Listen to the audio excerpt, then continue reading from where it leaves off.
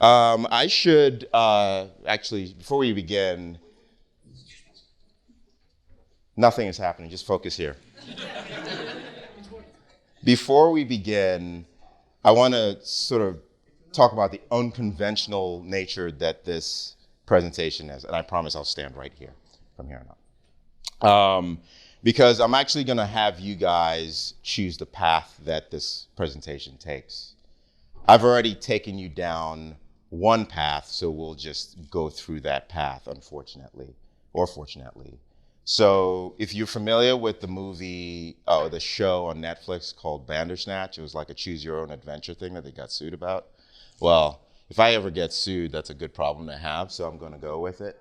This is a new style of talk I've been doing for several months. So if you have feedback, that's the hashtag that I look for. That's my Twitter handle.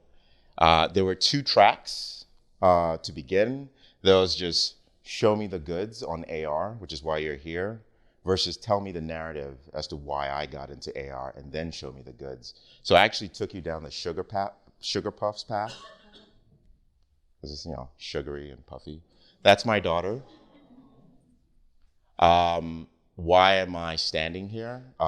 Because I'm traditionally given talks on data privacy and data trust.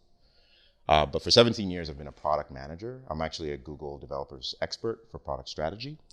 And I sit as an active founding co-chair of the privacy working group for Open AR Cloud. I'm also a recovering startup founder in that space. So this is Sparrow. She really loves purple. Queen of Wakanda thing, okay. So this is where we were. Essentially what I ended up building, initially what I built was a VR treasure hunt game. It's actually on the App Store still somehow, on Google Play Store rather, and it's called History Hunter. It'll make you a little nauseous if you have a Google Cardboard thing. It's actually pretty cool. If you have a Google Assistant device and you have Cardboard, you can actually sort of get clues and sort of navigate the thing. I promise you it will make you nauseous. I learned a lot from the VR experience. It was totally embodied. And I took elements of what I really wanted to focus on, which was have my lineage, family members, tell their stories. So my cousins and I sort of divided and conquered. We went out, we interviewed, we took these recorders, interviewed people in our family, elders, and they told us bits and pieces of their history. In this case, it was my grandmother. You can see her right there. And at any point, it's kind of like Pokemon Go, but instead of Pokemon Go, you learned about my family history. So like you scanned a picture of my grandma, and at any point you would get some context about a moment in her history recorded in her voice before she passed.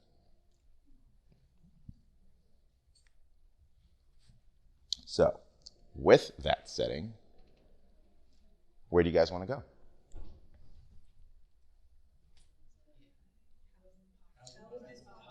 How is it possible? Good choice. I always say good choice, regardless of what you say. Well, this is the technical track, so I'm glad you went down that path. Normally people want the why and not the how, so I'm very glad that you picked the how. This assumes you have some basic understanding of what a Unity is, and Unity is a game engine. My phone is ringing. I'm totally going to ignore it. That's not good practice to answer a phone while I'm doing a presentation. Yes. So you have an idea of what AR is, augmented reality, and I'm actually going to explain that here in a second. And this is not a hard requirement, whether you've set up an Android environment before. But you need to if you're going to use Unity and sort of build to an Android device. It's fairly easy to do. I'm not going to cover that. Obviously, hopefully, if you're here, you're curious about the subject. This is a weird one. So in order to sort of tell you how it's possible, we need to explain what we're talking about when we talk about augmented reality. It really wants me to do the use cases. Let me click through those, sorry. Geez, hold on. Total fail here.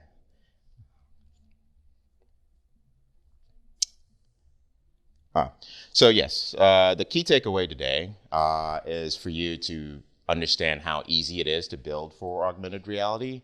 And we know we've heard of Pokemon Go. Show of hands if you've never heard of what a Pokemon Go is. Okay, we've all heard of what Pokemon Go is, and we normally attribute it to augmented reality. And so what's going to come next is a very opinionated definition of augmented reality, because after all, there's about 150 different definitions of it. So what's one more? This is actually taken from one of the chief engineers at Magic Leap. Graham Devine is attributed to this. He calls it the mixture of the real world and virtual world so that one understands each other, creating an experience that cannot possibly happen anywhere else in your reality. And by that is possible because your digital artifacts that we know that normally is hosted on Azure or Google Cloud or at AWS sometimes could be physical representations of physical things. And what we have here then is how I define augmented reality. With augmented reality, you apply context with these digital artifacts that you store and represent them over a physical object or space in our real world. It doesn't really break the rules of reality, but mixed reality does. So mixed reality does what Graham Devine defined before, where we're blending it so much that it looks and feels real, but that virtual ball is actually rolling off this table and falling down and following the rules, if we want to, of reality, but also break the rules, as in I'm playing a shoot 'em up and zombies are coming in and a spaceship, it seems as though a spaceship actually crashes through my ceiling. My ceiling that's physically there goes away. So then what you're finding out is that's virtual reality, kind of, right? So it sort of sits at that intersection where with virtual reality, you're completely immersed. Your space is no longer there and you're transported to a different world. So in summary, you're basically with virtual reality, you're going somewhere else. You're being transported to another place. Whilst with on the other side of the spectrum, with augmented reality, you're bringing a virtual space into your space, or virtual artifact into your space. So it's sort of the opposite. To me, the argument as to what's better, AR or VR or MR, is irrelevant, because mixed reality actually gives you everything, and that's where the industry is going.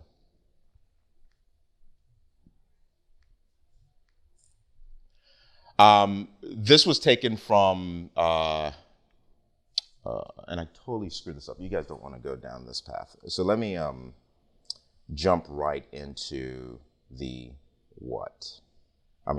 how.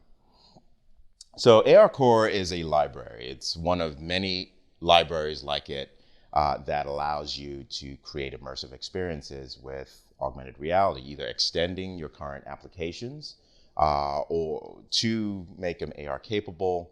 An example of that would be the IKEA app, where you can actually take a piece of furniture and place it right there in the middle of your space. Or Amazon does the same thing with that little camera icon under the search button.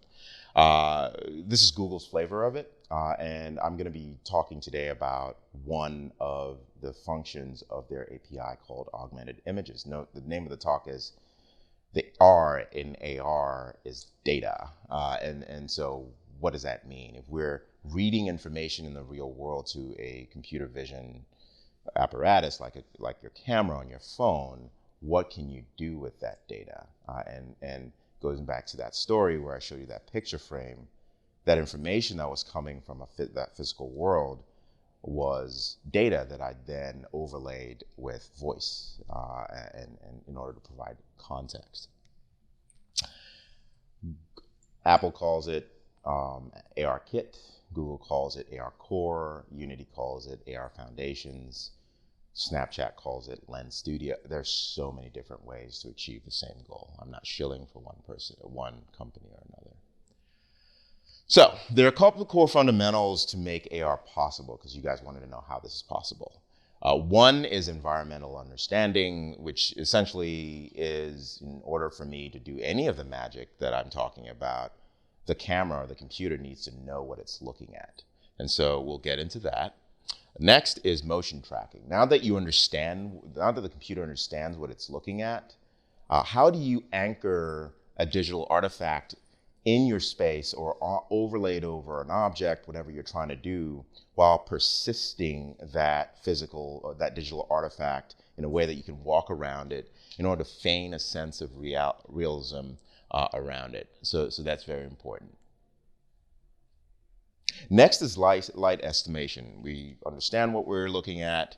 We're able to walk around it. But then how do we make it real, right?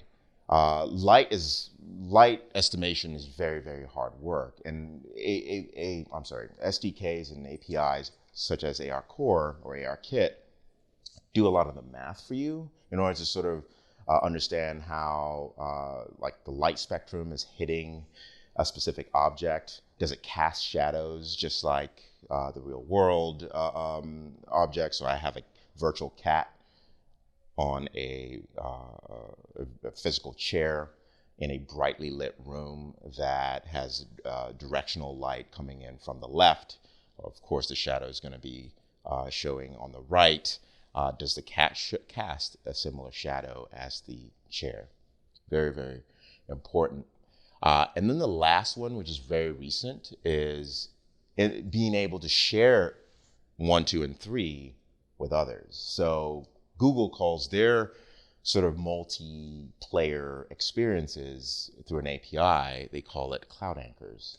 So we can play virtual chess or do some things like professionals would do, where we're both working on a digital model of a refrigerator engine part. Refrigerators don't have engines, do they? Okay, a widget, and sort of just figure out how the pieces fit together. Or in my case, my family reunion could be like the most nerdiest of family reunions, where we are all looking at a physical object, be it an artifact that we, as part of our heirlooms, and sort of learn about it together, regardless of whether my sister is in Bogota and I'm in New York, right? So cloud anchors. At any point, if you want to sort of learn a lot more about this, again, just not to shill about my Twitter, but that's actually where I post everything. And so I'm going to be posting a lot of courses on this moving forward, I think starting September. So we're going to talk about augmented images today. A bit about cloud anchors. I'm not going to get into this too much, but I talk about it. I posted it on Twitter not too long ago. So I'm going to skip over this, if that's okay. So now, before we get into the nerdy stuff, how it's possible, let's do a quick demo. And I'm just going to leave this up right here, just in case there's a demo fail, because I did not record. I did create a demo specifically for REFACTR. And so I figured nobody wants to see weird things about my family, even though it'd be interesting. It's kind of personal. So I'm going to do something different. I love fancy cars that I can't afford. So I'm going to give you a real life use case. I'll have to figure out how this is going to work. All right, let me do this. I'm going to show you a real life use case of maybe I'm Carfax or name your car company, and I want to be able to give someone who's buying my vehicle, because Carfax, I picked them because they're not a traditional car sales company. They don't have like dealerships ever. It's Carfax, right? They do like car reports and stuff like that. And so you would want to see and feel what you're about to buy, but you can't through 2D pictures. So what I did, and I have no affiliation with Carfax, I just love this car when I was looking up demos a few hours ago. Yes, I was working on this presentation a few hours ago. Don't judge me. So if the computer won't stop sleeping, maybe we can make this larger. All right. So a couple things that you'll notice right away. This is live. We're doing this live. We have this overlay thing, and I'll show you how I'm able to do that. This is actually reading and looking for something that it sees familiar in my real world, updating sub-seconds over and over and over again. So if I look at this vehicle, you'll notice that went away. And now guess what? Oh, geez. Tangled mess. Demos, I didn't plan for that one. So now this car, the same vehicle, is within my field of view. If I had fancy glasses or something like that, for some reason I screwed up the tires, don't judge me. That's not the point. You didn't see that. This is like literally the same, well, not literally, but a digital representation of a physical object. So we could have done this if I was allowed to bring this car into this room. That would have been cool because one, that means I was driving the car. And two, you would be able to experience it just like this. So now we're in the car. Note that it was just from an image. And this is what you're about to learn how to do. Isn't that cool? All right. You can do this. This is so easy. So again, the goal is to show you that this is not hard at all. If I can do it, right? So let's go back to a demo. So we didn't need Mike Tyson to judge us today.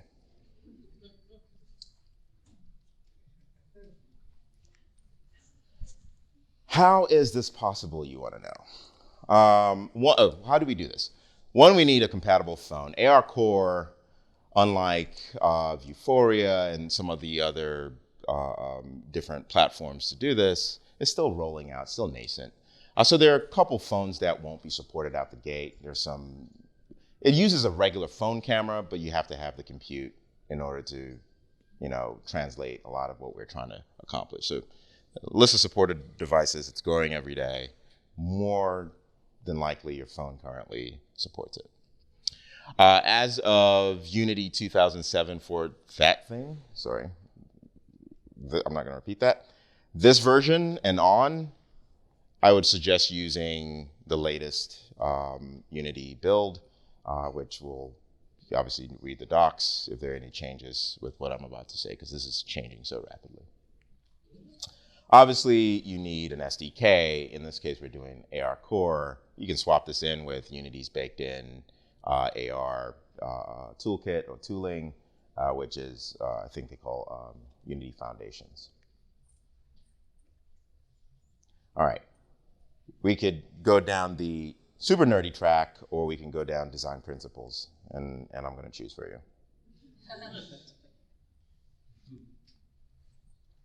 First, what we need to do is obviously we can't shoehorn a physical object into our software, so we need to take a picture of it. We need to take many pictures maybe of that single picture or pictures like it in different lighting, but we actually don't have to do much. In this case, I only took one picture. I actually didn't even take a picture. I just basically right-clicked, saved, and put it into my image database for Google to sort of run its sort of classifiers and sort of machine learning magic behind it. And you can do up to 1,000 of these images and pre-compile those. Next, you'd have to detect those images with your phone. You saw how I was able to sort of do that with the demo. And then once I'm able to identify that I get a hit and it is close enough to 70% or better as far as like accuracy, which you get for free with ARCore, you can then overlay an artifact or do something cool, like put a Pokemon in your space or whatever to do that. So that's generally how it works.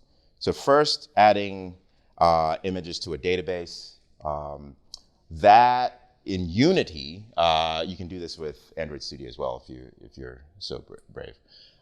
With Unity, it is just part of the ARCore SDK, and you basically drag and drop. You just have an image folder, point there's a component in the inspector, create your new database, drag your folders in there. You'll notice that the classifier I was talking about just gives it a quality score, traditionally 70% or better. You want to sort of get it to 100%. There's some, in the design track, or the design branch of this, I talked to you about like types of images that don't work, like lots of patterns that don't work too well, like carpets like this are hard to determine from. That's why I actually never do those types of like floor demos because it's hard to classify. And so this is me dragging and dropping my images into the inspector. Once you have that, you point to that database in Unity, and then point your game controller or your AR controller to that session in order to do things like, I remember I was saying, the camera was updating every sub-second to try to figure out what it's seeing. So you're now linking those two together. You're linking images in your database, and you can use a for loop in order to sort of iterate through every single picture for every single frame that is happening. Next, you need to detect the images, and we're using this game controller. Our AR controller in this case. In this case, what I'm doing two things.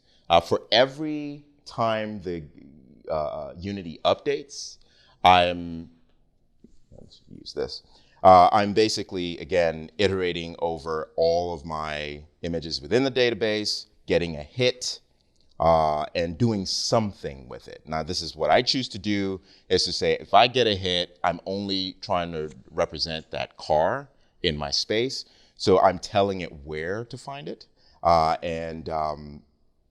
Next, before I do that, or within that loop, I'm actually also doing that overlay. So that actually comes first. So I'm basically, this is the, what I'm calling a fit to scan overlay, which is a usability. In the design track, I basically talk about ways to make your audience aware that something is happening with the camera. So we talk about, what am I looking for? Well, there has to be a digital representation of that within your UI. And so I used a little bounding box within your screen with the words, scan your thing, or whatever you're looking for here. Different ways to represent that. And of course, then we render our assets. I put the slide in here last minute because with rendering, ARCore is improving every day. I think in May, Google had its annual Google I/O conference, and now you can scan and track moving objects, because in the real world, not everything is static, right? So it's pretty cool use cases for kids in this case. Where did I get that cool car? I didn't build it. I found it on Sketchfab, or maybe on the Unity Asset Store. There are other ways to find or create your own. The utilities available to you are one of any of those that I recommend. I'm sure there's plenty more. That's what I'm familiar with. There are also formats that, obviously this is, in my case, it's mobile AR. So you want to optimize for performance and not want to have like 1 or 2 uses before your battery dies. So I recommend GLTF as far as your assets, so your 3D assets, if you're familiar. To close up, essentially your app is doing a couple things. It's sort of checking to see whether your device is compatible. It is understanding the light that is in your space in order to sort of provide good realism and proper light estimation. We're detecting planes in your space in order to understand your space, in order then to interact with your space. Again, blending the physical with the digital in order to do that. Now you might wonder, I moved my phone, a little P.T. Barnum kind of thing, and I just do this ooh and ah thing. But how did the camera know? We use in game development, there's a concept called raycasting, which is essentially just a laser, an imaginary line that just goes from your camera to a certain point. And it will just keep going until it gets a hit. So that's a raycast from your device. So I'm just unjargoning some of this stuff. A plain visualizer, that is good UX in order to sort of then say, okay, now we know our space. It's good to sort of represent that with it. I threw that in there. System controller, that was a game controller code. That's your code. An event system, so that when there's a touch for interaction, you're able to sort of interpret that. A canvas, in this case, it's an image or a physical object, which is going to be represented as a 2D object within your code or your editor. Of course, interactions and just stuff. I don't know what you want to do with this. It's weird how this is a green slide, but it comes off as blue, at least for me. Maybe I'm going crazy.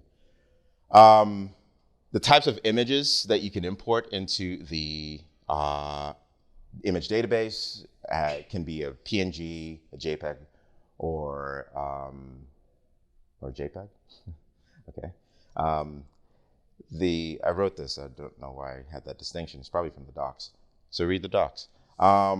Detection is based on points of high contrast. So that car that I took, let's say I've actually done these demos where I actually print out a copy of that rather than scan my computer. And I was at the hotel and I did it and it came out black and white. But because the computer algorithm is looking for is just points of contrast, right? So it doesn't matter if it's black or white, as long as it can tell the points. It doesn't see it like we do.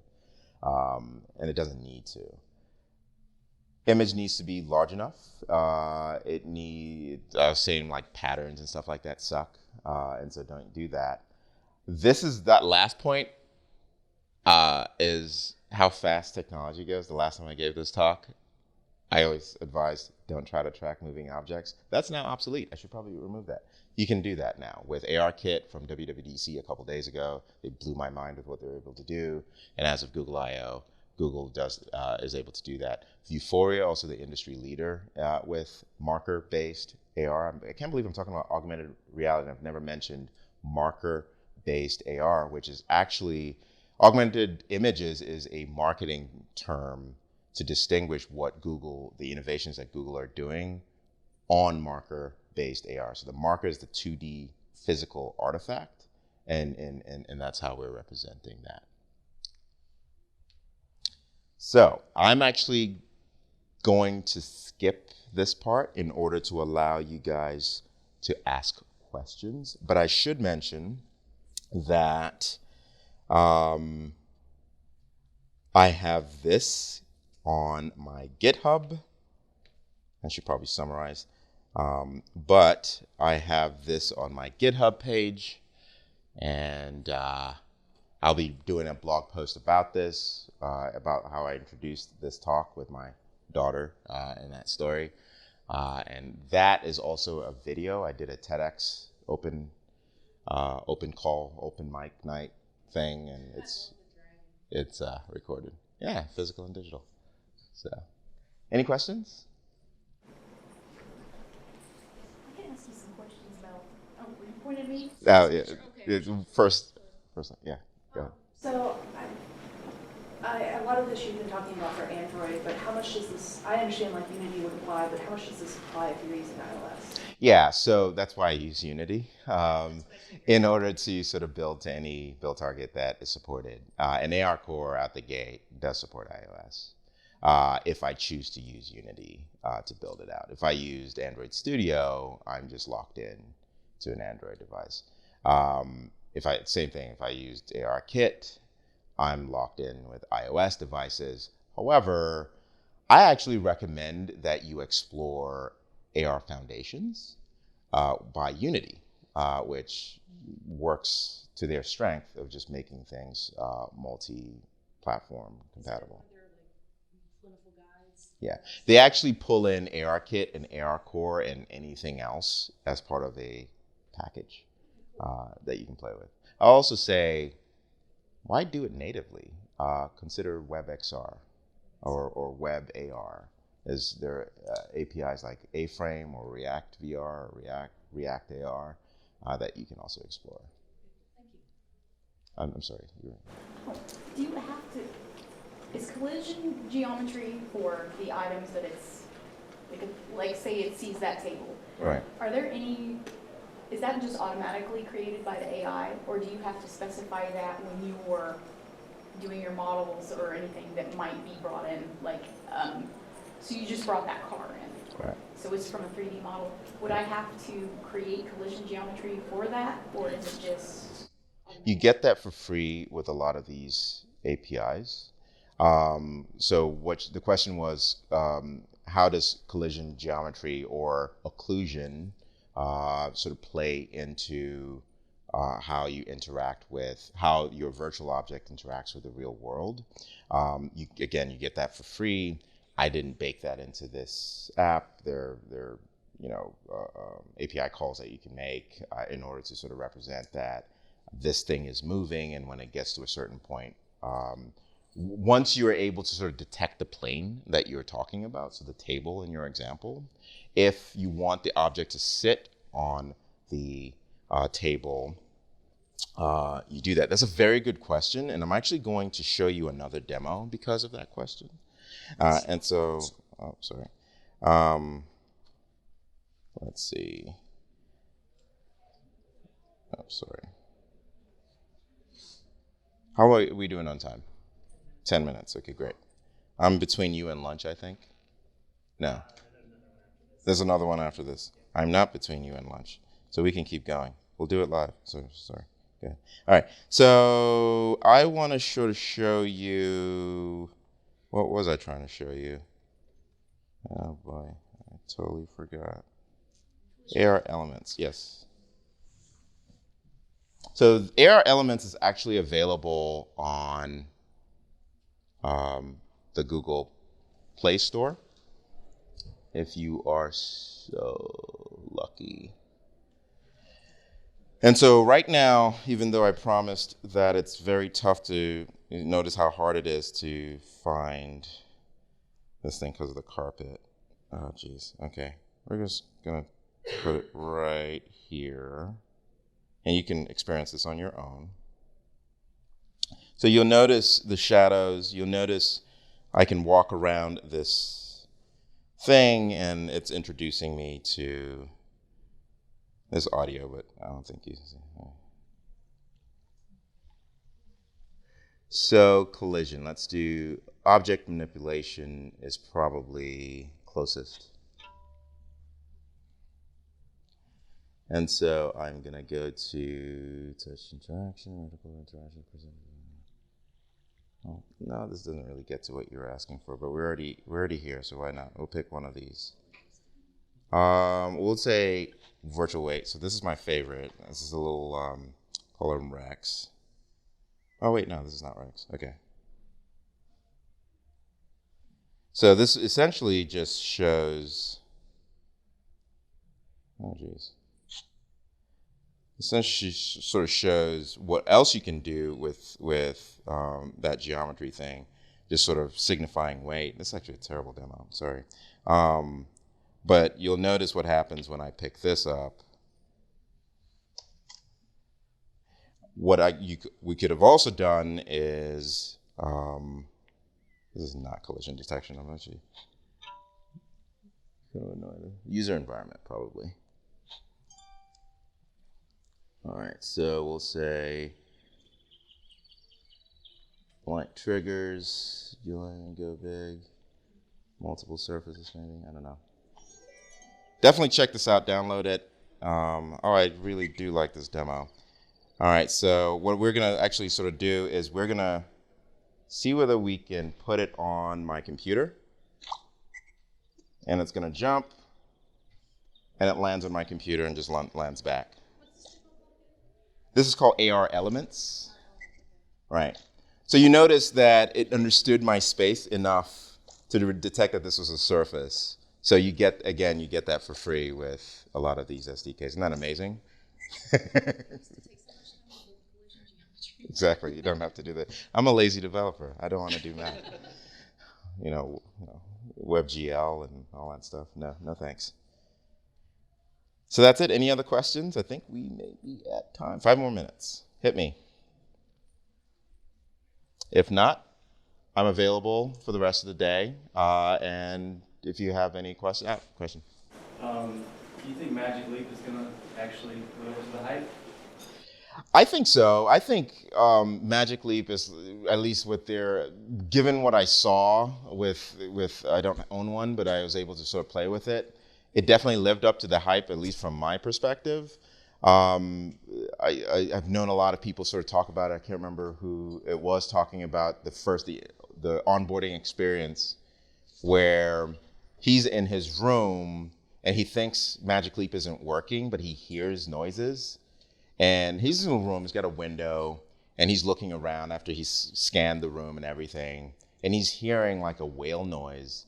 And he looks outside his window, he's wearing the thing, and he notices on the street outside, there is a massive whale swimming down. So then he looks outside and the entire experience was outside.